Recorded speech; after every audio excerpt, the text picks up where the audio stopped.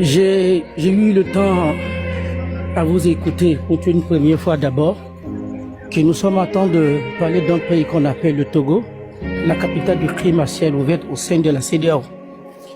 On ne finit pas d'apprendre et je pense que ce soir on est allé à l'école de réveil des consciences. J'ai pas beaucoup de choses à apporter. Le docteur a eu à évoquer beaucoup de points. Et je pense qu'il n'a pas apporté quelque chose d'analyse pour moi, pour ma part. Tout ce qu'il a eu.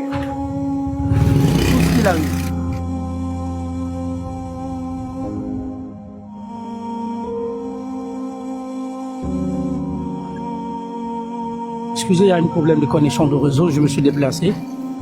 J'ai écouté le docteur, je voulais juste me résumer à l'extrême que tout ce qu'il a eu à apporter ce soir comme éclaircissement pour moi, ce n'est plus une analyse. Il a eu à faire sa part, sa responsabilité approfondie. Pour ceux qui ont la dissertation et le discernement, de savoir comprendre ce qu'on appelle la géostratégie politique. Je l'ai beaucoup écouté, j'ai pris tout mon temps de l'analyser. Il n'a pas fait une analyse, pour moi, c'est pas une analyse, il a fait une expression d'une gestion d'une politique de la dynastie dans tout, en grosso modo, pour essayer de faire comprendre, surtout au peuple togolais, sa position face à la dynastie de la longévité depuis de 58 ans. Je pense que cette manipulation politique qui attend de se passer depuis la prétendue élection de la 5e République qu'on a fait de gré de force sans le consentement des Togolais, il y a une manipulation qui attend de circuler depuis l'Alliance du Sahel, plus précisément le Niger, le Mali et le Burkina. Le peuple togolais dans son enfant a été très majeur et très conscient de la réduction de la magouille intellectuelle des politiciens qui ont un moment ont voulu embasser le peuple togolais dans un cheminement politique du va-t-en-guerre. Et peu après, encore nous assassiner. Qu'est-ce que je vous dis par là?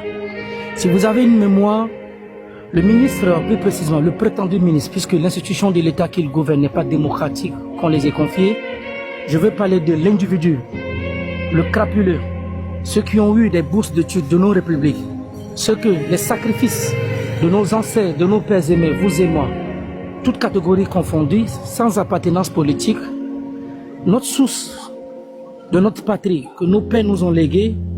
Je veux parler plus précisément du ministre de l'Intérieur, des Affaires étrangères, Robert Doucet, a eu plusieurs fois, à travers toutes, même quand il était aux Nations Unies, les antennes africaines, européennes, des chaînes européennes, qu'il a dit que le peuple togolais, de venir demander si le peuple togolais ne souhaite pas que le Togo adhère à l'AES. C'est un piège que le pouvoir en place a voulu donner au peuple togolais de tomber dans ces conditions de politique, enfin, que le jeu politique qui cherche à installer au peuple togolais, il puisse marcher là-dessus. Mais malheureusement, le peuple a été très sage. On ne peut pas duper le peuple. On ne peut pas tromper le peuple. Bien sûr. On ne peut pas tromper le peuple. Moi, je le dis chaque jour, à travers tous les citoyens du monde, le peuple togolais n'est pas dupe. Que personne ne pense qu'il peut amadouer ou puis il peut tromper le peuple togolais à sa façon pour des bons titres personnels à eux. On ne vote pas une personne. On ne vote pas une personne. On ne fait pas une appartenance politique dans une république parce que cette personne, nous sommes du même village. On n'aborde pas les conséquences politiques d'une nation par rapport à des liens familiaux. On suit une personne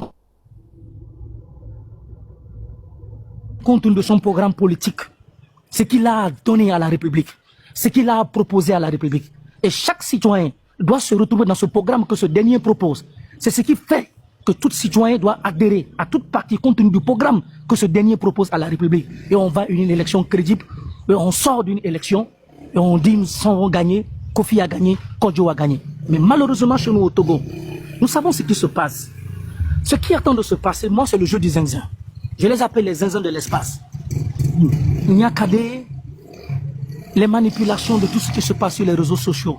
Ils nous ont dit dans ce pays que notre politique s'arrêtera que sur les réseaux sociaux.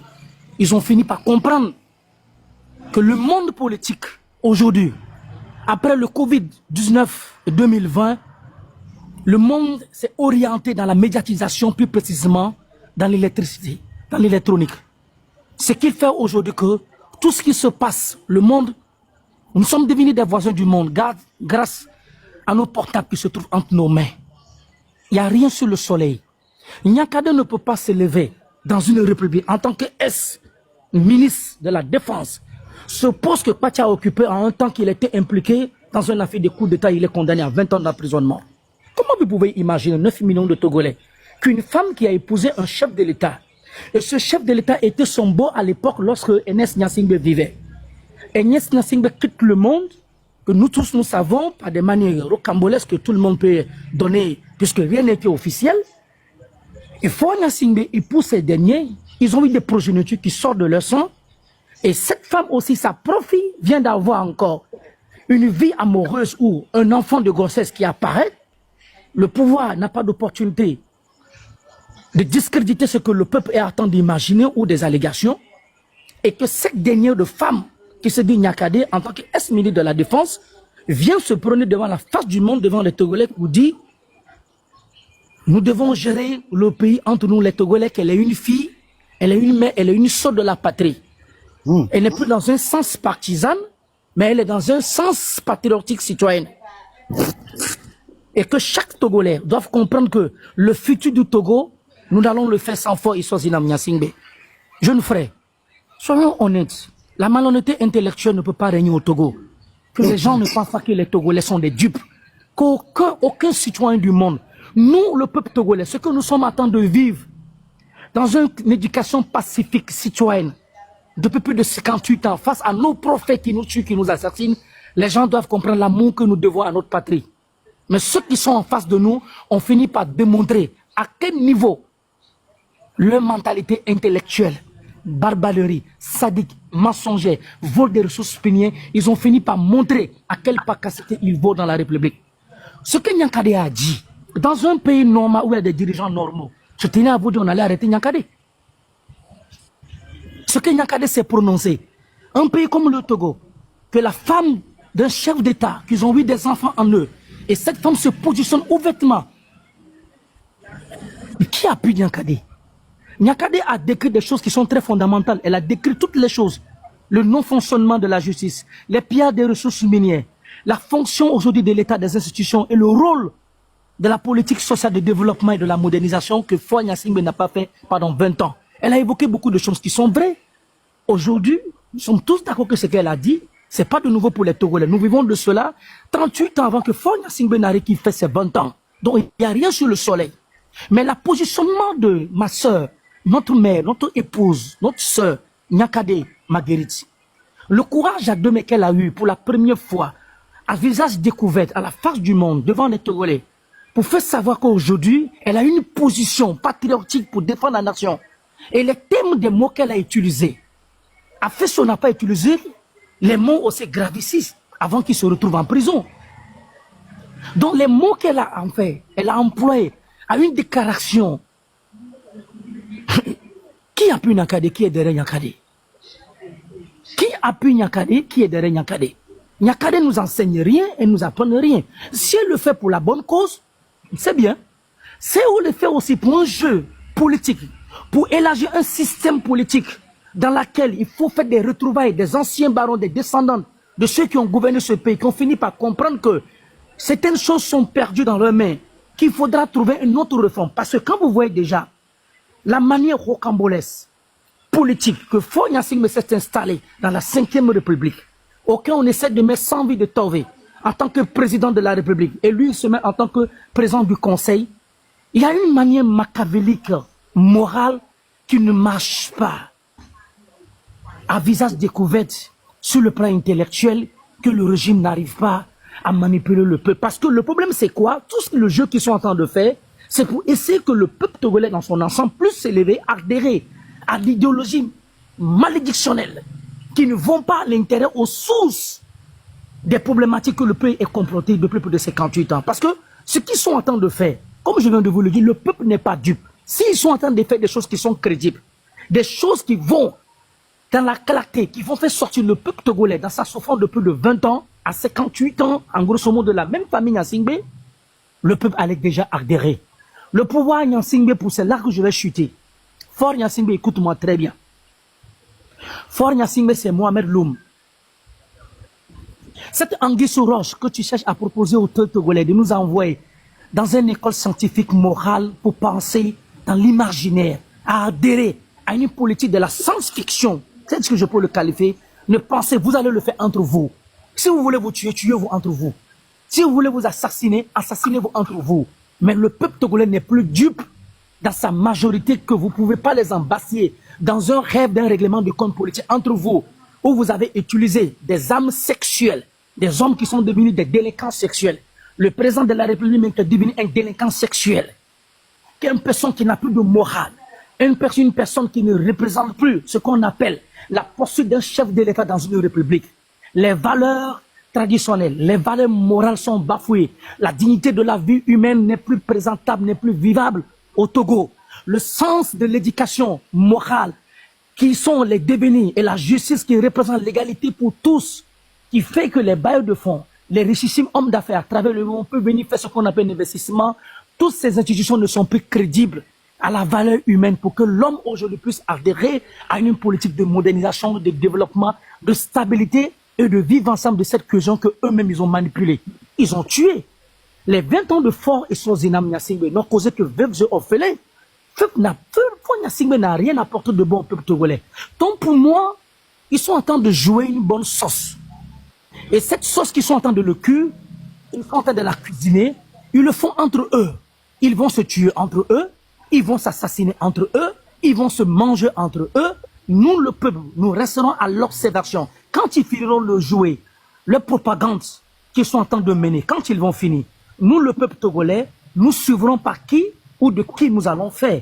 La sortie de ce que les gens sont en train de dire de Tipi Achadam, dans ce contexte, à 24 heures, et que Tipi Achadam rentre dans le jeu, pour moi, c'est un fait non-lieu. C'est du folklore. On n'est plus dans la politique. On n'est plus dans la politique. Le peuple togolais, vous devez essayer de penser. Ça veut dire, il faut que le peuple togolais soit dans ce qu'on appelle la nostalgie politique. Il faut que le peuple togolais soit dans la nostalgie politique. Raison pour laquelle je suis en train de dire que le jeu politique, des accords politiques qui ont eu lieu, quand on a essayé de discréditer certains acteurs politiques, du dialogue de 2018 à la face du monde qui était un dialogue rocambolesque, à la présence d'Alpha Condé et du président de la République, plus précisément, comment on appelle-t-on, John Mahama, qui est parti. Les gens doivent comprendre que la méthodologie intellectuelle ne doit pas se résumer dans un systématique unilatéral qui ne vont pas à la clarté d'un devenu d'une nation. Un pays, c'est une république. Une république, c'est une nation. Elle est composée des familles. Et la duplicité morale qu'aujourd'hui on cherche à faire brandir au peuple togolais, dans son, grosso modo, ne peut plus marcher. Si le président de la République a un calendrier, dans une poursuite qui veut se mettre en tant que chef de l'État, à vita aeternam, en brisant toutes les constitutions, les non-valeurs des restitutions, les non-valeurs des institutions de la République, les gens doivent comprendre une seule chose, que le peuple ne sera plus un pot de racano. Ils ont mangé ensemble, ils ont vécu ensemble, ils ont truqué les élections ensemble, ils ont assassiné ensemble. Donc la position aujourd'hui de Mme Nyakade en tant que ministre de la Défense, qu'elle précise en tant qu'NS, pour nous c'est un fait non-lieu devant la République togolaise, 9 millions de Togolais. S'ils cherchent à apporter quelque chose au peuple togolais, qu'ils cherchent à le faire entre eux. Peuple togolais dans son ensemble, moi-même l'homme depuis Dakar, je tiens à préciser que la duplicité de la politique de ce régime en place, la pagaille organisée, les pillards des ressources minières, nos parents et mères et femmes qui ont été assassinés, tout récemment dans les élections précisément qu'ils ont organisées, à vita aeternam truqué, et plus précisément des manifestations politiques où nos compatriotes, des adolescents ont été assassinés, jetés des corps dans les lagunes, certaines qui sont disparues. Le programme politique qu'aujourd'hui, chaque appartenance des états-majors politiques sont en train de proposer au peuple togolais, nous devons y savoir que nous ne sommes plus dans une arène politique, nous sommes dans un folklore politique, qu'aujourd'hui, ils ont organisé un vacarme, ils ont organisé de la salade, ils ont cuisiné leur sauce, mais ils ne peuvent plus le manger. Et s'ils veulent le manger, il faudra trouver ce qu'on appelle une crédibilité. Et cette crédibilité, ils cherchent au nom du peuple togolais. Le peuple togolais ne va pas adhérer aux besoins, le peuple togolais ne va pas adhérer à la vacarme de la délinquance de nos institutions que eux-mêmes ils ont fait. Nous allons rester à l'écart, les suivre, les observer quand ils finiront de jouer le jeu qu'ils sont en train de suivre. Nous, la masse du peuple togolais qui cherche la stabilité, la cohésion nationale, nous allons réagir à dernier moment, car nous savons ceux qui se battent pour la bonne cause de notre République. Les manipulations, les insultes,